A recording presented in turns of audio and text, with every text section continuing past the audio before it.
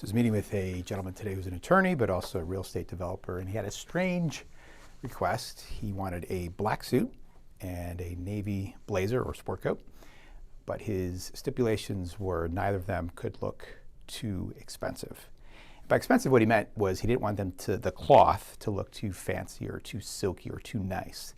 And so today I'll share with you two concepts that you'll want to consider when you're putting together outfits, also when you're ordering or purchasing clothing, and that is texture and finish. And so you may not have considered them. You probably know what they are inherently, but I'll go over what they are and then how to incorporate them into your wardrobe. So this jacket right here is technically a blazer, so there's no pattern.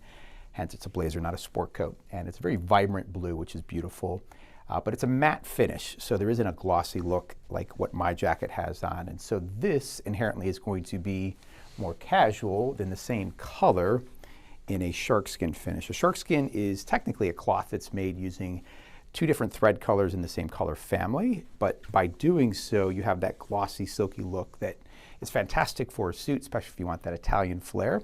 But if you're looking to present yourself as more understated or more casual, a gloss finish as opposed to a matte finish is always going to be dressier as opposed to more casual. So with that in mind, if you look at the outfit we have here, a really cool merino wool turtleneck looks great with this flannel trouser, or even a pair of blue jeans would look awesome. So that is finish number one, matte versus gloss.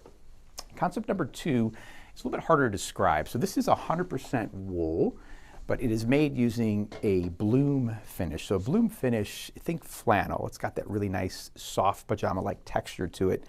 This is intriguing. It's from one of my favorite books this season. It's the Skobal Hybrid Collection. So it has a very warm, inviting look to it. The bloom finish is that softness that, again, appears like it's flannel. It's not.